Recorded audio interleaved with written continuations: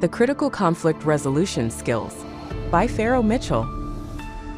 Why is communication important in conflict resolution? Simply because conflicts arise very often at work, at home, in groups, in church, and we need to learn how to deal with them well. And conflicts, no matter how unpleasant they may be, are really a part of life when you live surrounded by people.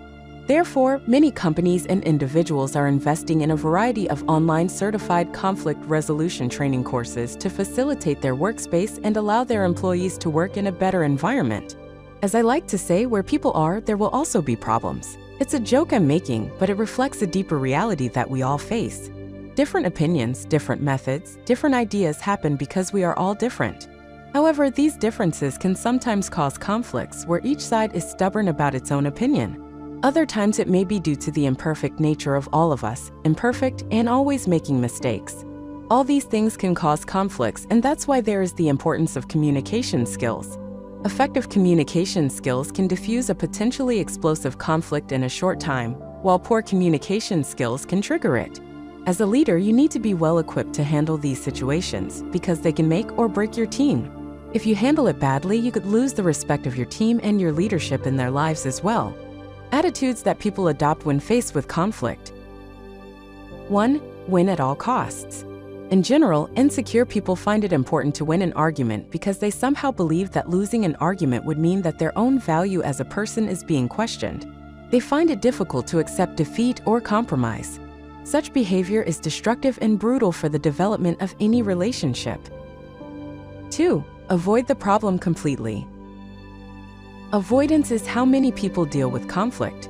Most people do not like to confront because it is a difficult thing to do. So the easiest thing is to try to avoid the situation completely and hope that both sides will not step on each other's toes in the future.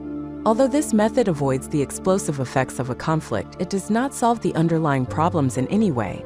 The best way is managing conflicts successfully. Managing a conflict is actually easier said than done. Here are some steps you can take to successfully resolve a conflict. 1. Question your attitude.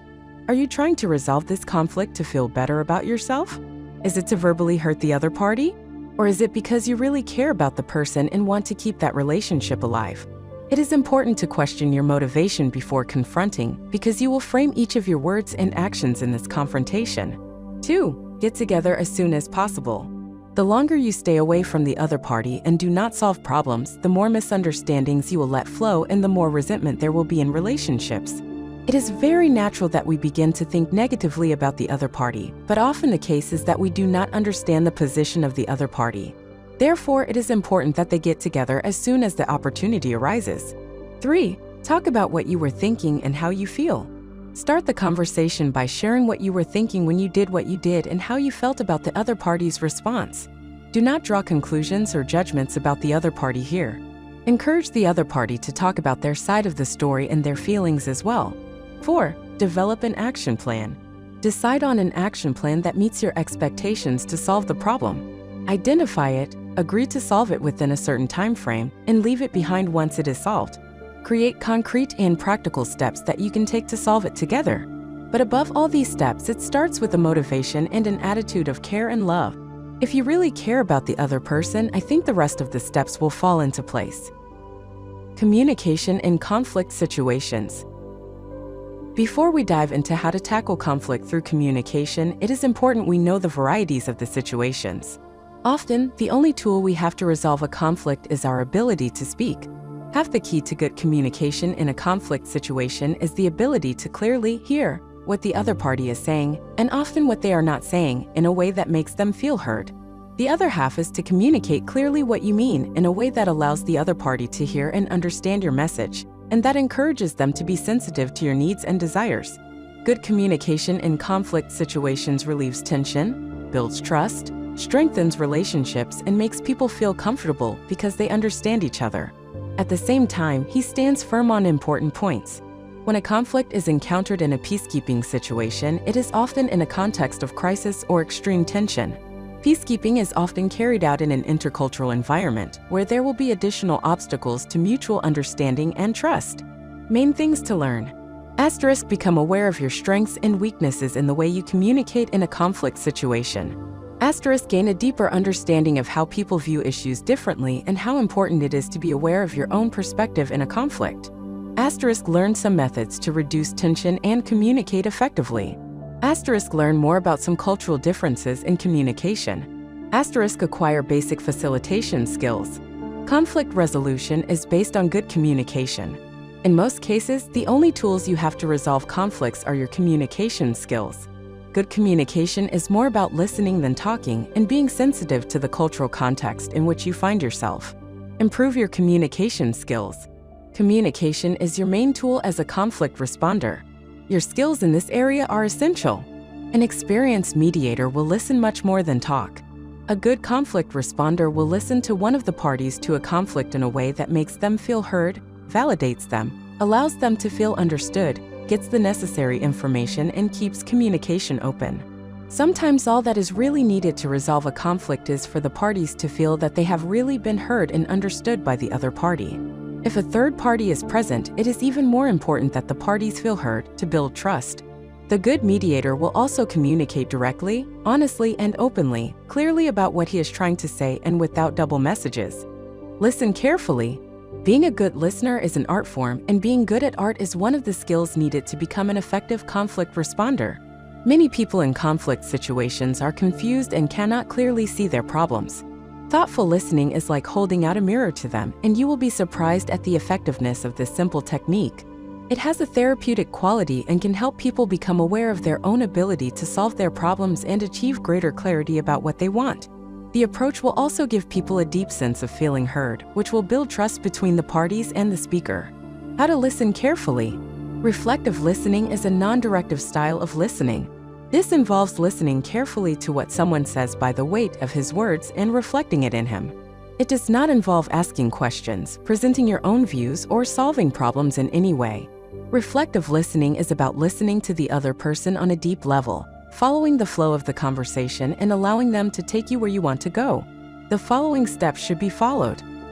Listen carefully to what the person is saying without interrupting, directing, or judging in any way. Culturally appropriate indications of attention can be given, for example, maintaining eye contact. Try to listen to the only thing that has weight, where they express a strong emotion or opinions about which they feel strongly. Reflect this on them using different words, amplifying the emotional content of the original message. Focus on feelings. Focus on the data or information provided and do not interpret what you think the person was trying to say. Example, party. And so, those unfaithful managers didn't do what they said they would do, after telling us for so many hours at the meeting the day before that they would help us. They never keep their word. Answer, so you feel betrayed then? Listening skills. Being a good listener is an art form, and being good at art is one of the skills needed to become an effective conflict responder. Listen carefully. Thoughtful listening is an appropriate tool for understanding deeper problems and building relationships with the parties. If you insist on the wrong thing, or even if you make a mistake in thinking, do not worry. The person will return you to the right path or correct you, and you will still achieve your goal. You will be surprised how effective this simple technique can be, although it takes a lot of practice to be effective in finding the one thing in everything that the person says has the most weight. In a conflict mediation, people can become very emotional, and this approach can be very relaxing and reassuring. A person who receives good, thoughtful listening will feel completely heard. Open interrogation. When you need to find specific information from the parties, the use of open-ended questions will greatly help you keep the discussion open and get more information. Closed-ended questions can be answered with a yes or a no and will close the discussion. An open-ended question invites more than just a specific answer. Here are 4 approaches to asking open-ended questions. 1. Repeat the question. They say you are not sensitive to our needs. You ask, do you think we are not sensitive to the needs of your group? Very often they will come back with a fuller explanation of how they feel and why. If they can't justify it, they may back off. 2. Ask for feelings. They say that my manager yelled at me today. You ask, how did that make you feel? Perhaps the answer you get will be this. I was really embarrassed and felt bad, but I probably deserved it. I was 2 hours late for work. 3. Request feedback. They say that the UN says that children from the surrounding villages should attend our school. You ask, and what is your reaction to this? Instead of assuming that your statement is final, your question can provide additional information. For example, I can see that it is necessary for these children to get an education, but we want to keep our own teachers in school. 4. Request a reprocessing. They say you can't cross this obstacle. You say, I don't see why you say that. Instead of repeating the words, they will most likely come back with a more detailed explanation of the problem. Don't worry if the conversation seems to follow a circular route. Repetition can be frustrating and it may seem like you're not going anywhere, but the person will eventually be able to tell you what he wants to say. Survey questions. Question 1. Why is communication important in conflict resolution? A. To escalate conflicts. B. To avoid conflicts. C. To facilitate understanding and resolution. D. To intensify conflicts. Question 2. What is the potential consequence of poor communication skills in conflict resolution? A. Quick resolution of conflicts. B. Triggering conflicts. C. Improved relationships. D. Effective teamwork. Question 3. What is the primary goal of reflective listening in conflict resolution? A. Providing solutions. B. Building relationships. C. Asking open-ended questions. D. Escalating conflicts. Question 4. What is the significance of asking open-ended questions in conflict resolution? A. Closing discussions. B. Inviting more information. C. Ignoring emotions. D. Avoiding feedback. Question 5. How can conflicts be successfully managed? A. Ignoring conflicts. B. Developing an action plan. C. Avoiding discussions. D. Escalating tensions. Thank you.